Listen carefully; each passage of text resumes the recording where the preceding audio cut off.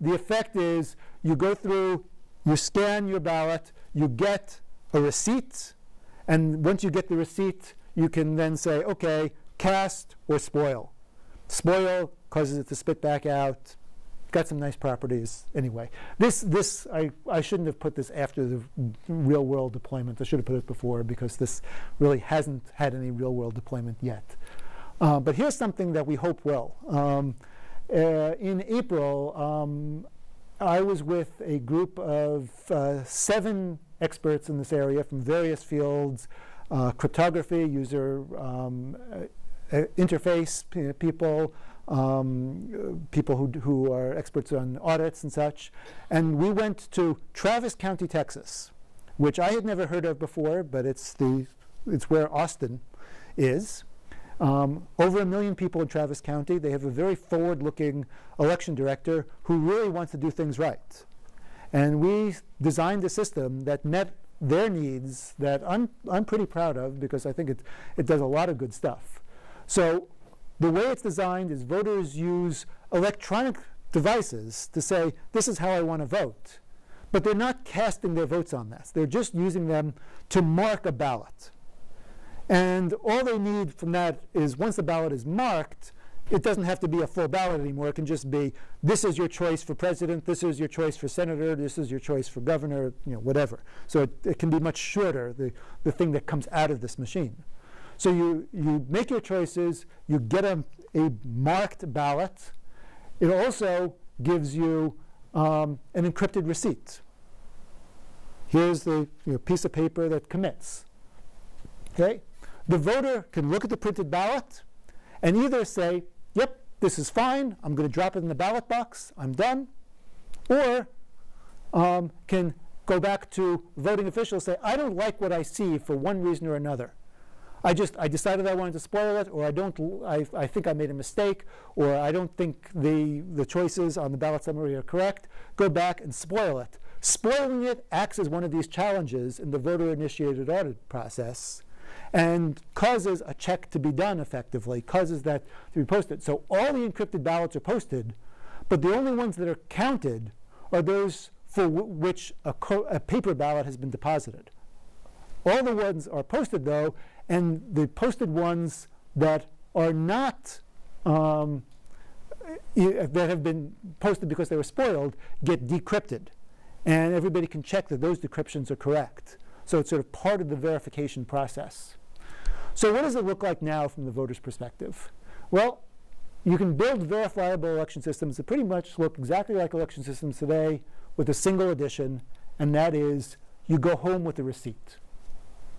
Might look something like this. I voted today, here it is, here's a tag. It doesn't prove how you voted, but it's something you can look up on a page somewhere or check and say, yep, that's an encryption of my vote, or some sort of a hashed version, a signed version, a fingerprint you can think of my vote.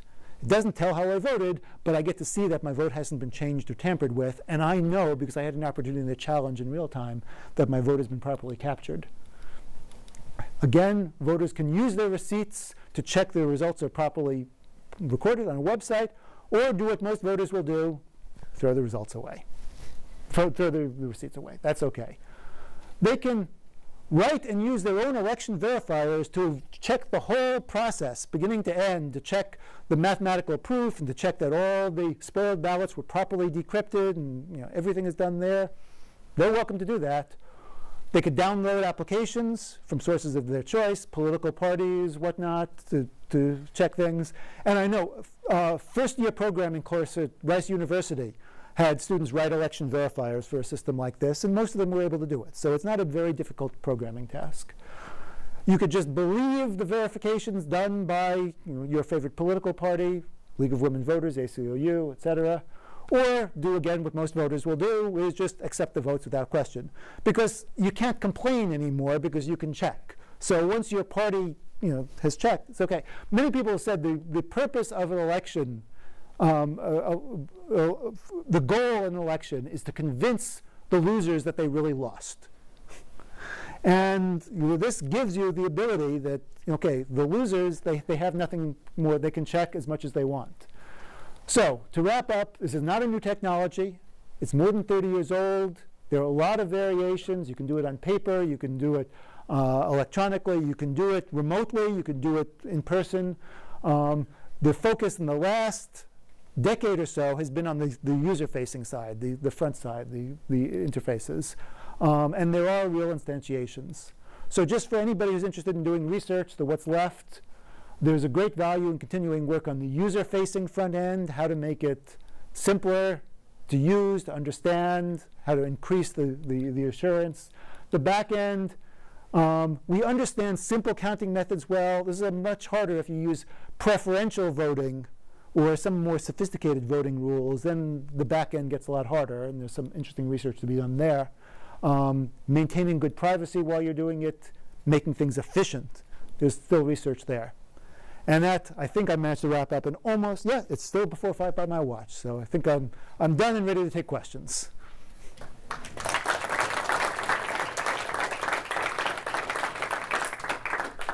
Yeah? I'm just wondering, you're looking at this issue as if it's a big problem, but like, for example, right now, I don't see, what's the problem with just having, all right, we have a Democrat and a Republican, you need both of them to operate the polling site, and then at the end, both of them are there to make sure that everything's done right. I don't understand, why is there some assumption that we can't trust it if they have both parties there? Well, if there is someone there that you trust who can actually watch everything, then great. Now, let me mention a few small limitations on that. First of all, in New York State, when I was, and yeah, certainly feel free, I won't be insulted if people run off now, it's 5 o'clock. In New York State, when I was a poll worker, first of all, the voting hours were 6 a.m. to 9 p.m. There wasn't any sense of a lunch break or a bathroom break or anything like that. That's when you're there supposed to be watching things. If you turn your back, then your opponent could potentially do something, I don't know. And nobody's going to be there for 15 hours without turning their back once. Okay? But what's worse than that is when it was mentioned I used to teach at Clarkson in far northern New York. That's more rural than it is here. That's more Republican than here. I was sought after as a poll worker because, oh, you're a Democrat? We really need Democrats here. We don't have many Democrats around here. We need a Democratic poll worker. Great. Well, I could have just as easily been a Republican who said I was a Democrat. There really isn't the check. You really don't know. If you don't trust the people who are watching, you're out of luck. And the belief that in every single poll site, there's at least one honest person. Every place. No opportunity for cheating anywhere. That's a pretty strong thing to believe. And that not just at the poll sites, but that as the stuff goes into the election office, that's all the things that go on in the back end, all the database management, that none of the people writing the software slipped in anything, that it's all been checked. Just, I want to be sure. And I'm not sure with what we're using today.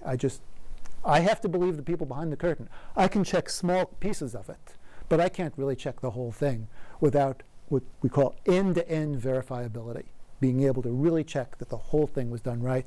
And the real difference is, current systems, what we're doing is checking sort of that the process is correct, that the equipment is correct, that this aspect is correct, that this aspect is correct, and certifying it and then letting it go out into the field and be used.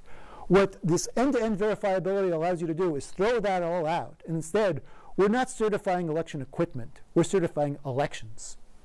This election was run properly. I don't care about the equipment it was run on. I don't care about the people who ran it. This election has been checked. It ran properly. Done. Okay? I don't know. Have I addressed the question adequately?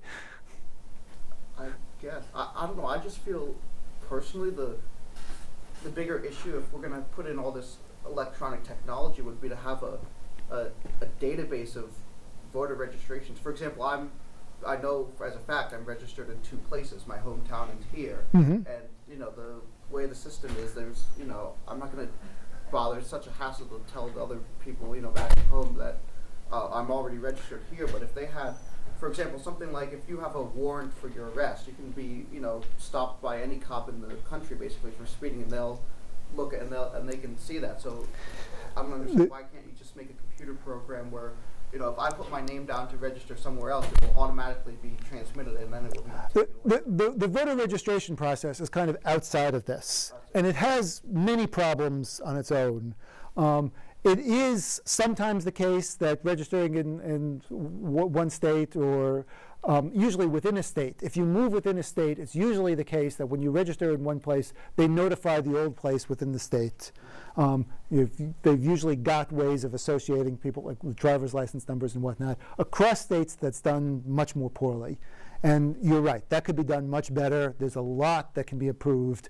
The more that the process is open, the more it's public, the less it's shrouded behind curtain, the better it is for things like that. So yeah, we definitely want things to be as open and as possible and as amenable to this kind of analysis and view. Sunlight is really good for elections. It's really good for security. It's good for many things. Yeah. Anything else? Yeah. Why don't I get you and I'll get you. I'm sure I'm missing something. I'm still kind of trying to process this. So it seems like the election machine, in terms of my trust of elections, the election machine is key, because if I have my verification number and I go and check, how am I to know? So what is the difference between a spoiled ballot and not spoiled? I recognize it as spoiled, but that the machine spoils the ballot or recognizes it as spoiled, and an uncounted valid ballot. Okay, so I said I was filling in details. I didn't fill in all the details, obviously. I think the idea there, and it'll take a little bit of thinking of, the process would be, I can have a ballot cast, I can have a ballot spoiled and opened. Now, I'm not, as a human being, really able to check the decryption very effectively. I can't say, oh, that opened, yeah, that decryption is correct, it matched what I expect. But part of the process is that any spoiled ballot also gets posted on a website in a different place, and the decryption gets posted. So I could check, I might go home with 3 receipts. Here's the one that I voted, and it's unspoiled, and it's never been opened. And here are 2 that I had opened. And I check, yep, these things match what's on that website, and what they claim to have been open to matches what I know that I voted. I voted for candidate A, and then I spoiled it. Then I voted for candidate B, and then I spoiled that. And then I went back and voted for candidate A and cast that one for real. And I know, okay, this is the one that's candidate A, and yep, that's up there. Here's candidate B, that's up there. Now, I see that they're up there, they seem to match. I still, as a human being, don't know that they were properly decrypted. But these mathematical election verifiers, they don't just go through and check that the multiplication was done properly and that the final vote was decrypted properly. They check that everything up there that's decrypted, including all those spoiled ballots that are used for challenge, those correctly decrypt to what they're claimed to decrypt to. So as a voter, I check that the claim is what I expect it to be, and the verifier checks that the decryption is correct to what it's claimed to be. So that sort of fills in the gap and gets the whole process, I think. Okay? Yeah? Is there a good way to prevent someone from, say, buying one of these receipt printing machines, printing out a bunch of receipts which are obviously sort of bunk, and then submitting these in an effort to discredit the election because, oh, these don't match up at all? It's definitely a potential concern. So depending on the details of the system, this is addressed in different ways. But yeah, it's a very good question, because it really is a concern of, it's sometimes called the FUD problems, just spreading fear, uncertainty, and doubt, that you could sort of make it seem like something went wrong. Hey, I got this thing, it looks like a perfectly good receipt, it didn't make it on the website, what's wrong here? Or I've got the receipt, or in the case that I was just describing, I can say, hey, this thing says it decrypted to a vote for candidate A, but I know when I went in, I said that's for candidate B. It's not what I was expecting here. So what can you do? And the details of the voting system have different responses to each of these different things. So it's a little bit tricky.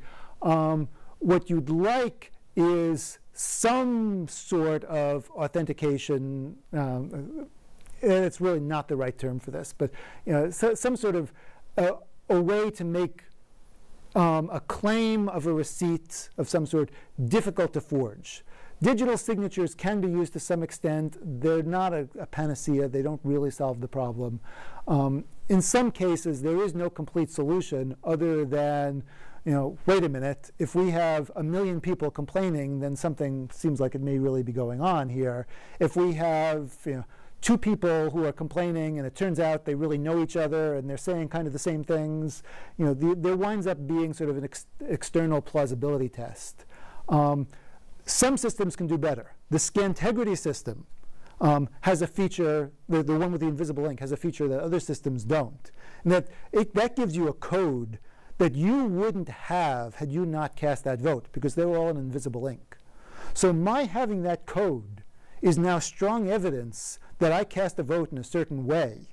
It doesn't actually show who, but I can see, hey, this has been changed. I had a code for this mark, and you're saying I didn't make that mark. But how could I have gotten that code if I didn't make that mark?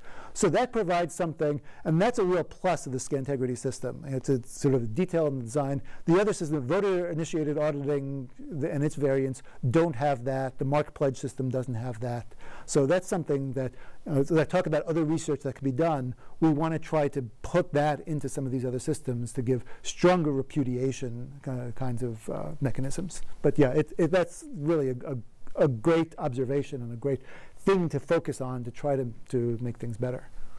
Yeah. Sorry, you just piqued my interest so much. Okay. I guess right now we have a lot of people, politicians especially, looking at the issue of, I guess, voter ID laws and people who are voting in other people's names, impersonating other voters, and having non-citizens or other ineligible people registering to vote. Do you think that this idea of some election worker miscounting the ballots or messing up the vote is a bigger threat to our democracy than having non-citizen, than I guess the voter ID thing? Or is it a small threat? The voter ID thing, there's a lot of evidence that says that in-person voter fraud in the U.S. is very, very, very low. That's a small risk, and all these attempts to have voter IDs are really just ways of disenfranchising certain sets of voters. That this is a big problem.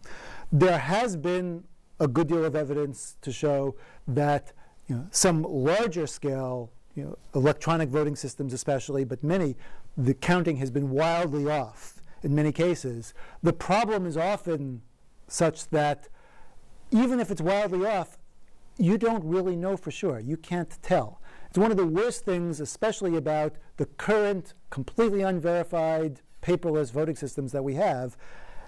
At the end of the day, they give you a number. If that number is wrong, you don't know. You don't have any evidence. It's not that you've been cheated and you know it. You just don't know. There's no evidence. That's pretty scary, and there have been cases, some statistical evidence, some cases of insiders reporting some issues that suggest pretty strongly that some of these things really are wildly off. So I'm certainly more concerned about the lack of verifiability there. Now there are cases where voter ID kinds of things are concerned. I think the number of people who are in Chris's FSEM is sort of small, so I'll mention this thing again. And should I cut it off now, or? Oh no, I was getting ready. Okay.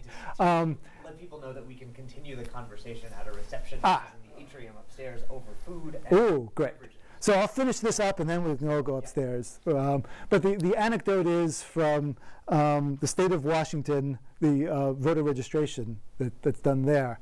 You can manage your voter registration in Washington. It's 100% vote by mail, so what address is there is critically important, right? If the address is wrong, you don't get your ballot. It's not you show up at the polling station and you have some problem, you have to cast a provisional ballot. You don't get your ballot. So what is the authentication done that allows you to online change your voter address? Two things. Besides your name, your full date of birth and your driver's license number. Okay? Seems pretty good, except the voter rolls in Washington, like most places, are public.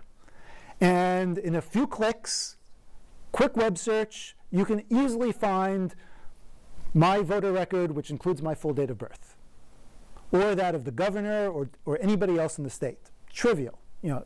I just tell you that it's possible. You can figure out a web query that will get it to you in 2 minutes. Okay, so we're down to driver's license numbers. The state of Washington, driver's license numbers are deterministically computed from nothing but your name and your date of birth. And you can, in 2 minutes, find a little application